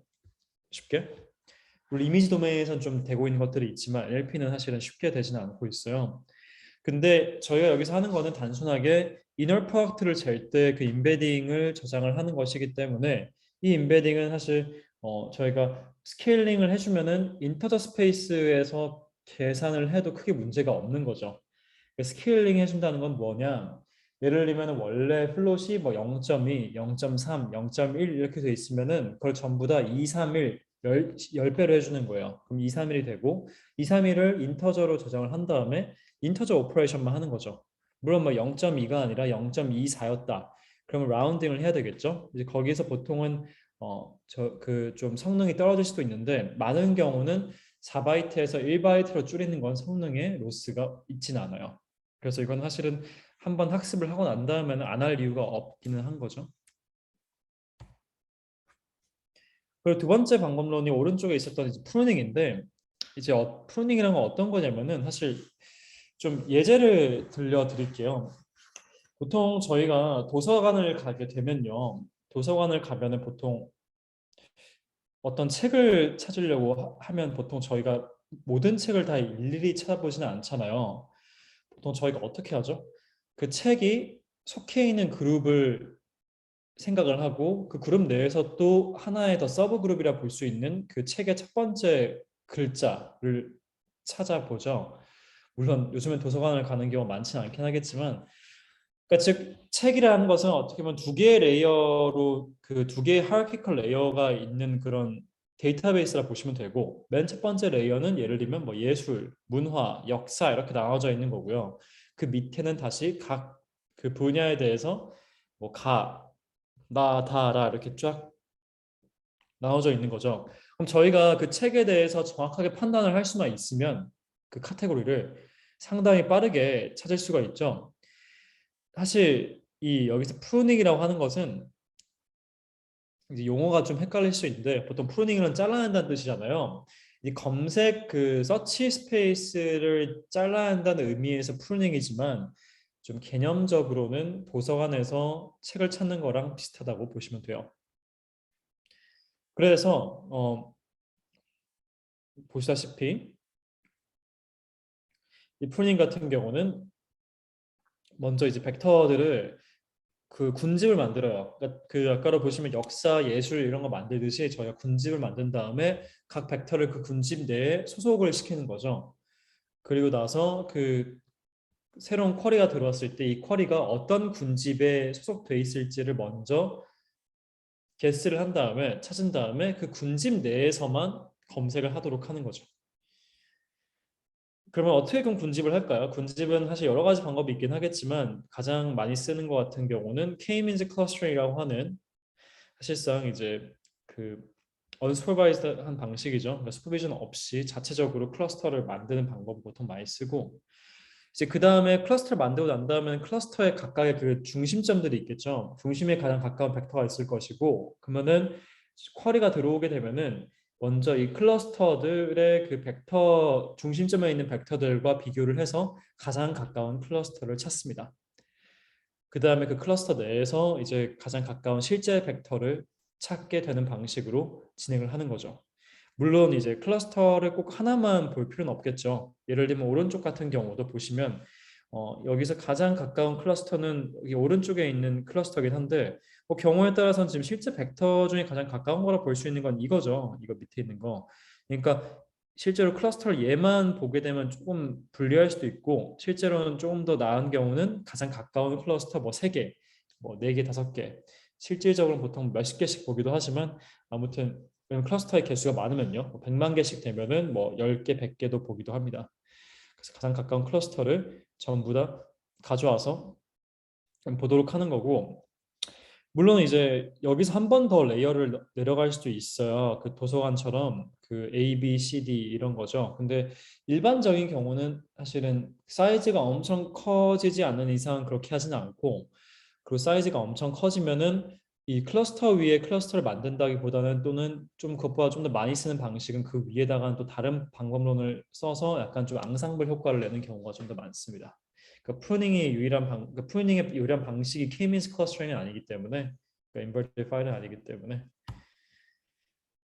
그래서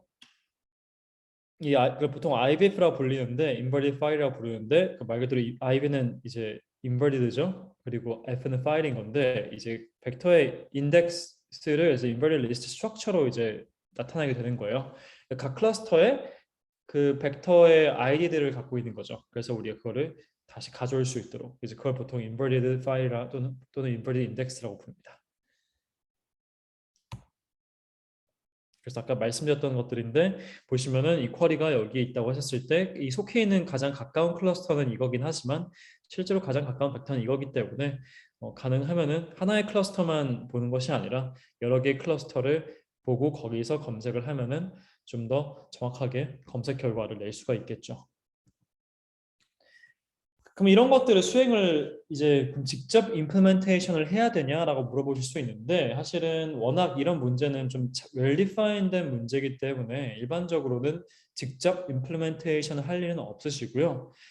실제로 존재하는 라이브러리를 갖다 쓰시면 돼요. 좀 이쪽에서 가장 많이 쓰이는 라이브러리는 Fais라는 라이브러리인데요. 페이스북에서 만든 라이브러리인데 그 덴스 벡터에 대한 검색에 특화된 라이브러리예요. 스파스 쪽은 아니고요. 근데 이제 그 쓰는 방식은 사실은 아까 설명했던 그런 것들을 다 서포트하도록 이제 만들어져 있어요. 그래서 그 결국에는 프로세스가 몇 가지가 있는데 먼저 이 파이스를 쓰시게 되시면은 먼저 그 이 클러스터 군집을 만들기 위해서 학습을 해야 돼요. 이 군집 만든다는 건 K-means clustering을 한다는 거죠. K-means clustering을 퍼폼을 하기 위해서 필요한 벡터들을 먼저 트레인을 시키고 물론 이 벡터들이 실제 그 문서 벡터들을 다 가져올 수도 있겠지만 그 문서 벡터들이 너무 많은 경우는 사실 다 가져오게 되면은 K-means를 하는데 너무 오래 걸리겠죠. 그래서 많은 경우는 그냥 샘플을 한 다음에 뭐 너무 많을 때는 이긴 해요. 너무 많을 때는 샘플을 한 다음에 샘플에 대해서의 K-means를 재는 게 좀 더 일반적이고요. 그래서 이걸 보통 index.train 펑션으로 이제 진행을 하고 이게 학습이 된 다음에는 실제로 이 벡터들을 더해줘야 되겠죠. 여기서 좀 헷갈려 하시는 분들이 가끔 계신데 이제 index train이랑 add가 다른 게 뭐냐? 트레인을 하는 거랑 add 하는 거랑 똑같은 벡터들 아니냐? 이제 그게 아까 말씀드렸던 사실은 학습을 할 때는 조금 더 적은 개수로 해도 괜찮다는 차원에서 이게 구분이 됐다 보시면 될 것 같아요. 그리고 애드 같은 경우 훨씬 더 빠르고 보통은 트레인은 보통 시간이 걸리고 좀 컴퓨테이셔널 커스트가 있고 또 새로운 벡터를 계속 추가할 수 있잖아요. 저희가 한번 그 클러스터를 만들어 놓은 다음에 새로운 벡터를 계속 그 클러스터들에게 추가할 수 있는데 그런 걸 추가할 때 너무 오랜 시간이 걸리면 안 되겠죠. 그래서 보통 학습은 한 번 하고 이제 리얼타임으로 계속 더해주면서 또 쿼리도 날리는 방식으로 보통 이제 이 모델을 사용을 합니다. 그리고 학습을 할 때 여기 뒤에 이제 IBF가 붙는 게 클러스터링을 한다는 건데 뒤에 SQ8이 붙으면은 아까 얘기했던 스케일러 퀀타이제이션을 해서 32비트짜리 플롯을 8비트로 저장을 하게 되고 일반적인 경우는 거의 이건 항상 쓰시는 걸 최소한 추천을 드려요. 이거는 거의 성능에 그 드랍이 없습니다. 그래서 이제 이런 방식으로 이제 인덱스가 만들어진 다음에는 쿼리가 들어오면은 저희가 인덱스에다가 설치를 하게 되는데 여기서 중요한 거는 이제 mprobe라는 이 그 파라미터가 있는데요. 이게 아까 결국은 몇 개의 클러스터를 방문을 할 것이냐예요. 최소는 1이겠죠. 적어도 하나의 클러스터는 방문을 해야 되는데 아까처럼 클러스터를 살짝 잘못 들어가서 실제 가장 가까운 벡터를 찾지 못할 수도 있기 때문에 이 10이나 또는 뭐 100이나 이렇게 숫자를 올려가지고 클러스터 여러 개를 방문하게 되고요. 당연한 얘기겠지만 이제 이 숫자가 올라가게 되면은 속도는 느려지겠죠. 하지만 정확성은 올라가게 될 거고 이 mprobe가 클러스터의 개수랑 똑같으면은 사실상 exact search, 즉 exhaustive search랑 완전히 똑같겠죠. 모든 클러스터를 다 방문을 한 것이니까.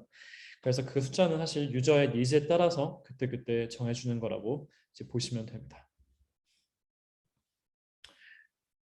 이제 그 실제로 이제 좀 그 저희가 실습을 여기서 할 건 아니지만은 간단하게 코드를 보여드리면서 이게 어떤 식으로 파이스를 사용하실 수 있는지를 좀 보여드릴게요. 이제 저희가 사실 가장 간단한 거는 브루트포스일 텐데 사실 파이스도 브루트포스를 즉 exhaustive search가 브루트포스예요. 그 exhaustive search를 지원을 해요. 그리고 사실 이 exhaustive search가 나쁜 건 아닌 게 특정 개수 한 10만 개 이하는 사실은 굳이 아까 보셨던 그런 IVF를 만드실 필요가 없을 수도 있어요. 그냥 exhaustive search가 더 빠를 수도 있고 그리고 사실 굳이 안 할 이유가 없는 거죠. 그리고 또한 GPU를 사용할 수도 있기 때문에 GPU를 사용하게 되면은 더 빠르겠죠, 그렇죠? 브루트포스 같은 경우는 사실 뭐 저희가 일단 데이터를 이렇게 만들어요. 이건 데이터를 만드는 건데 그냥 64차원짜리 벡터를 그냥 임의로 만든 다음에 그냥 랜덤리 이렇게 만들었어요. 그리고 시작은 플러스 32죠. 그리고 저희가 인덱스를 만드는데 보시다시피 파이스의 인덱스를 쓰고 이제 플랫은 exact search를 한다는 뜻이에요. L2 같은 경우가 이제 이너 프로덕트를 할 거냐 아니면은 L2 즉 유클리드 디스턴스를 잴 거냐인 건데 일단 여기 예제에서는 L2를 쓰고요. 이제 실제로는 문서를 검색할 때는 L2보다는 이너 프로덕트를 쓰시는 걸 추천을 드려요. 그 다음에 이제 그 전부 다 애들을 하는데 보시면은 학습이 없죠. 왜냐하면 학습이 필요가 없기 때문에 학습이 없어요. 저희가 K-means clustering을 할 필요도 없고 이제 스케일러 퀀타이제이션을 할 필요도 없기 때문에 학습을 건너뛸 수가 있고요. 그 다음에는 검색을 이렇게 하시면 돼요. 이렇게 심플하게. 그러면은 이제 이 XQ 즉 여기서는 XQ가 이제 매트릭스인 이유는 저희가 한 번에 쿼리를 여러 개 날리고 싶을 수도 있기 때문에 이 경우는 만 개를 한 번에 날리는 거죠. 쿼리를 지문이 만 개인 거죠. 그리고 이제 K는 몇 개의 문서를 내보낼 것인가. 이 K는 엠프로브랑 달라요. 엠프로브는 클러스터 몇 개를 방문할 것인가지만 그 방문을 한 다음에 거기서 전부 다 비교를 해보고 탑 K 몇 개를 문서를 가져올 것인가. 탑 벡터. 이거를 재는 게 K예요. 이제 IBF를 어떻게 사용하는지 보실 텐데 이제 IBF 같은 경우는 조금은 다르죠. 보시면은 약간 그 처음에는 nlist라는 거를 정의를 해줘야 되는데 이건 클러스터의 개수예요. 저희가 K-민지를 실행을 할 때 몇 개의 클러스터를 만들지에 대한 거고 그 다음에 이제 이 클러스터를 만들기 클러스터는 결국에는 어떻게 보면 위 차원에서는 하나의 또 인덱스라 볼 수 있잖아요. 왜냐하면 그 인덱스에서 어떤 클러스터로 갈지를 정해줘야 되기 때문에 그래서 그거를 윗단계 클러스터 그 인덱스를 만드는데 그거를 보통 퀀타이저라 불러요. 이제 이거를 굳이 얘기를 하자면 이거는 그 코어스 퀀타이저라고 보통 하고요. 아까 같은 SQ 같은 스케일러 퀀타이제이션은 보통 파인 퀀타이저라 불러요. 그래서 퀀타이저 같은 경우는 이제 이거는 사실 저희가 전부 다 모든 클러스터는 직접 비교를 해볼 거기 때문에 그래서 플랫이에요. 모든 클러스터는 다 비교를 해볼 거기 때문에. 그래서 이 인덱스 이걸 퀀타이저 만든 다음에 그 다음에 실제로 맨 밑에 있을 그 인덱스는 이제 IVF겠죠. 그럼 그 IVF를 만들 때 그럼 클러스터들과 퀘스천을 어떻게 비교할 것이냐를 여기 이 퀀타이저를 통해서 정의를 해주고 디멘션은 D를 똑같이 해주고 엘리스트 같은 경우는 몇 개의 클러스터를 만들 것이냐를 여기서 정의를 해줘요. 그리고 학습 데이터를 써서 학습을 하게 되면은 여기 내부에서 그 K-means clustering을 perform을 해가지고 클러스터를 이제 만들게 됩니다. 그 다음에 이제 더해주면 그 클러스터들에다가 멤버십을 주는 거죠. 그 다음에 똑같이 검색을 하시면 돼요. 그리고 이제 벡터 압축 기법을 사용하실 수 있는데 사실 아까 보여드렸던 건 스케일러 퀀타이제이션이라는 방법론이고 이제 그것보다 조금 더 압축을 하고 싶다 하면은 프로덕트 퀀타이제이션이라는 방법론을 쓰실 수가 있어요. 뭐 아주 그 방법론 자체는 좀 차이가 있긴 하지만은 효과는 비슷하다 보시면 돼요. PQ가 조금 더 압축량이 크고 다만 일반적인 경우는 PQ가 조금 더 정확성의 로스가 더 커요. 물론 그걸 조절할 수 있긴 하지만 여기 보시면 이제 M이 그 몇 비트로 우리가 인코딩을 할까인 건데 M이 당연히 낮으면 낮을수록 컴프레션 레이트가 높은 거죠. 다른 말로는 더 속도는 올라가는 대신에 그리고 공간은 줄어드는 대신에 더 정확성이 내려가고 M이 올라가면 올라갈수록 반대겠죠. 그리고 M이 당연히 저희 원래 벡터의 그 비트 사이즈인 원래 벡터 같은 경우 저희가 D를 64를 했기 때문에 64 곱하기 4인 256비트를 쓰고 있죠. M을 256으로 하면은 완전 동일하다 보시면 될 것 같아요. 그럼 PQ가 없는 거예요. 그거는 M이 256이면. 다른 것들은 똑같죠. 일반적인 IVF랑. 이렇게 검색을 하시게 되면은 이제 똑같이 돌아가게 되고 이제 중요한 거는 PQ도 그렇고 SQ도 그렇고 둘 다 학습이 필요해요. 그래서 K-means clustering뿐만이 아니라 스케일러 퀀타이제이션도 확실히 필요하다는 점을 염두에 두시면 좋을 것 같습니다. 그리고 마지막으로는 아까 말씀을 드린 것처럼 GPU를 활용을 하게 되면은 좀 더 빠르게 연산을 할 수가 있어요. 하지만 GPU가 모든 부분에서 다 빠르다보다는 보통 특히 이제 이런 그 exhaustive search에는 확실히 빠르고 exhaustive search가 아닌 경우는 사실 클러스터를 가져오는 그런 과정에서 경우에 따라서는 더 효율적이지 않을 수 있기 때문에 이거는 유즈 케이스에 따라서 GPU를 쓰냐 또는 CPU 베이스로 가냐 결정을 하시는 게 좋을 것 같습니다. 당연한 얘기지만 또 멀티플 GPU를 활용하는 방법론도 있고요. 이제 이런 경우는 정말 큰 인덱스를 그 플랫으로 즉 exhaustive search를 만들고 싶다 할 때 자주 활용이 됩니다. 네, 저희 이제 파트 3도 여기서 마쳤고요. 오늘 1시간 50분 동안 튜토리얼 들어주셔서 감사드리고 혹시 질문 있으시면 제가 지금 받고 질문이 없으면은 마치도록 할게요. 제가 1분만 기다려 볼게요. 질문은.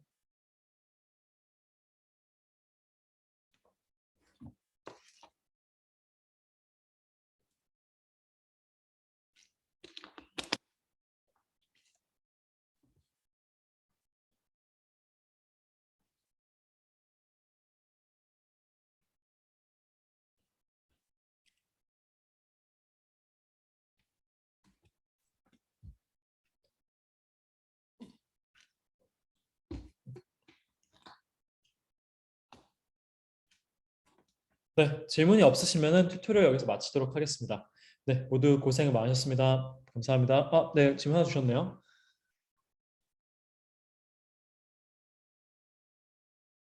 네.